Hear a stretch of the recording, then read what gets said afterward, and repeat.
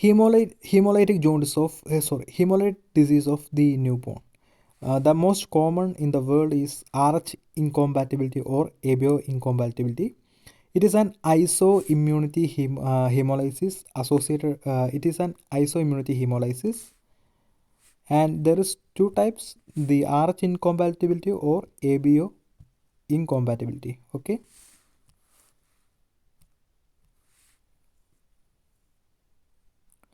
So, what is meant by Rh incompatibility? It is also called erythroblastosis fetalis. Okay. So, if the mother have Rh negative blood, okay, and father is Rh positive, so the child gonna first born, the first child, if it is Rh positive, during the this is the first child, during the birth time, we know the blood can be mixed, the fetal blood and mother's blood can be mixed. So what happened, we know Rh is an antigen, right? So there are some of the antigens get back into the maternal blood, it mix up with the maternal blood. So in the maternal blood there is an antibody, there is an antibody can be seen in produced, antibody is going to be produced in the mother, okay, against this Rh positive. Okay. So next baby, on the second baby, when the time of second baby birth, if the baby is Rh positive, okay, and what we can see, the mother already have some kind of antibody against this Rh positive, right?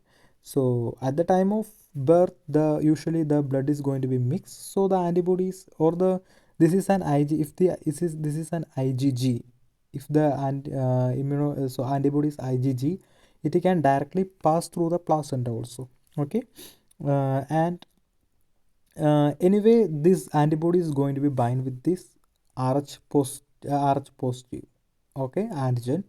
So what happened, the blood cells can be, that is RBC, can be ruptured.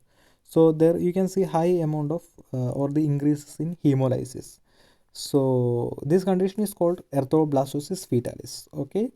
So erythroblastosis fetalis can cause the high hemolytic jaundice in the children. So you can see yellow colorish, and the child can be dead. Okay. So there is a preventive medicine we have, that is Rogam. We prescribe some immunoglobulin to mother for binding this antibody, so we can prevent this disease. Okay.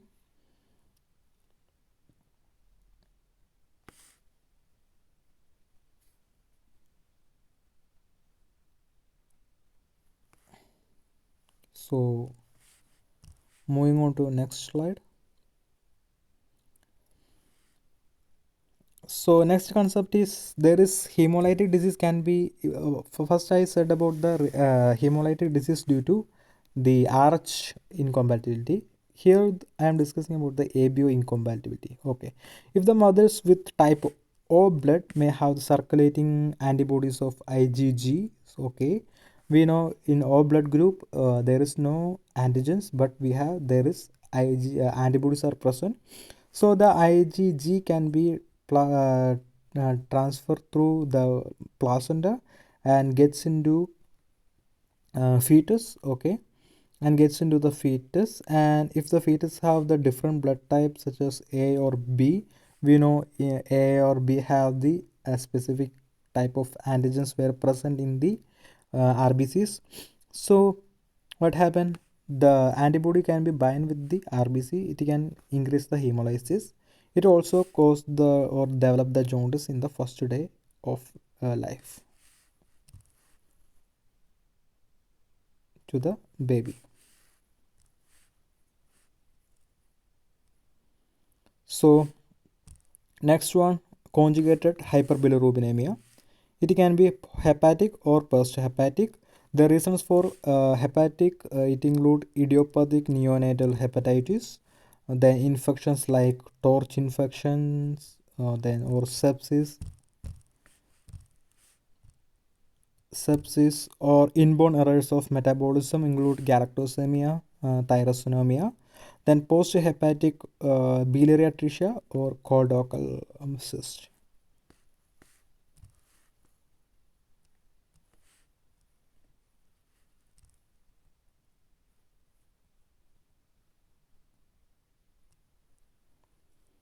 So the common causes of jaundice.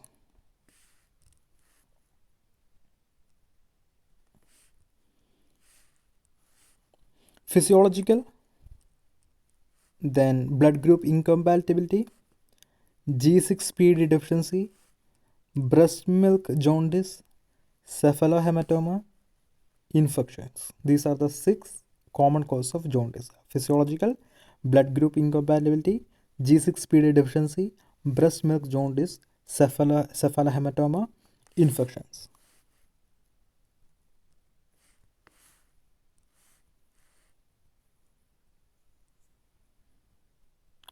Jaundice accompanying G6PD deficiency.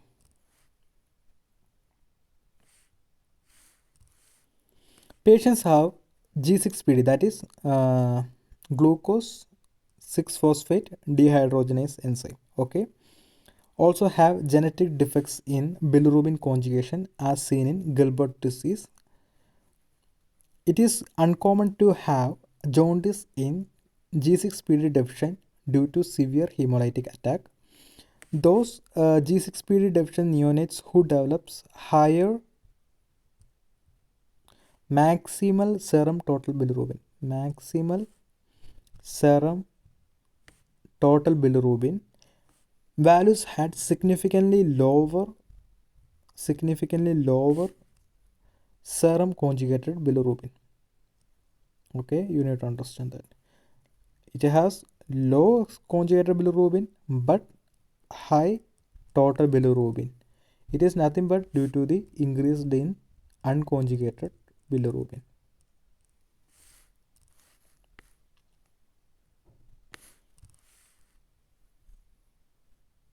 So the Gilbert syndrome. Unconjugated hyperbilirubinemia occurring in absence of overt hemolysis or liver disease. Overt hemolysis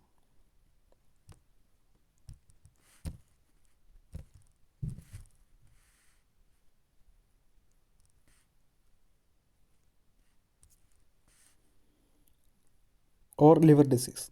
Typically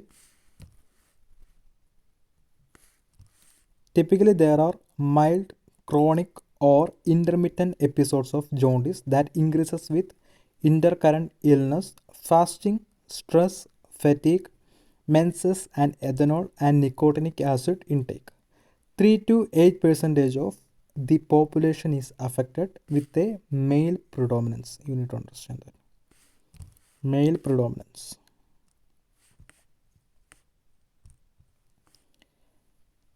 It is usually inherited an autosomal recessive disease pattern and is rarely manifest before the puberty.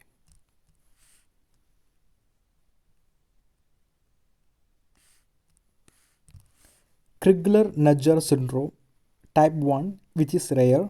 It is the complete absence of type 1 is the complete absence, that is 100% deficiency or UDPGT, that is glucuronidase transferase enzyme, and is characterized by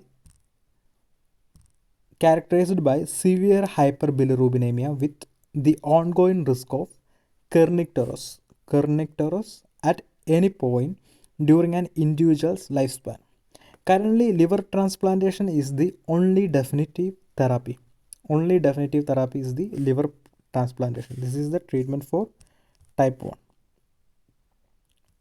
liver transplantation. Okay. So, in second case, patients with Crigler-Najjar syndrome type 2, partial absence of UDPGT similar to type 1 but dramatically respond to therapy with phenobarbital, which is how the diagnosis is made.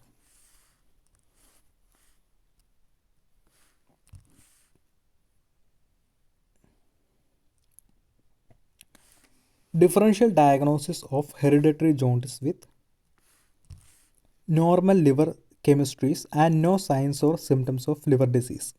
Unconjugated hyperbilirubinemia. So we have the Gilbert disease and Crigler-Najjar. We have the type 1 and type 2. Okay. And usual clinical features in Gilbert appear in early childhood, often first recognized with fasting. Okay. Type 1 jaundice, kernicterus in infants and also common in young adults. Here asymptomatic jaundice and kernicterus, one which is rare. Liver biopsy. Gilbert it is normal, Crigler it is normal, and type 2 it's also normal. Treatment in Gilbert disease no needed. In type 2 we have the phenobarbital. In type 1 we have the liver transplantation.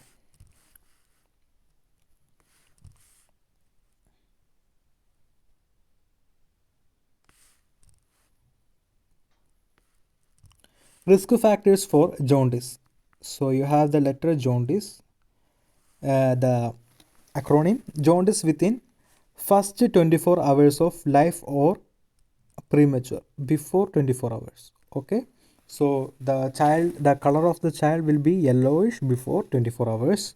Then a sibling who has jaundice as a neonate, which means that hereditary. Okay, then unrecognized hemolysis, that is for we commonly unrecognized hemolysis occurs in case of ABO incompatibility. Then nursing, non-optimal or sucking or nursing. D deficiency, deficiency of G6PD or drugs or ceftriaxone. Then infections, then cephalohematoma or bruising, then East rise with the East Asian or North Indian.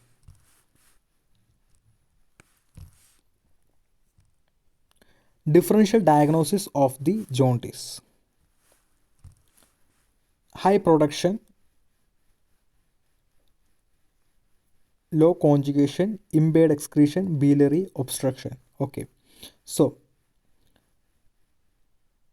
high production of increased unconjugated bilirubin can be seen in physiological condition, hemolysis, hematoma, polycythemia, sepsis. Okay, so the reasons for high unconjugated bilirubin in the blood, it can be caused, it can be seen in physiological condition. If there is any hemolysis occurs, then you can see high unconjugated bilirubin in blood.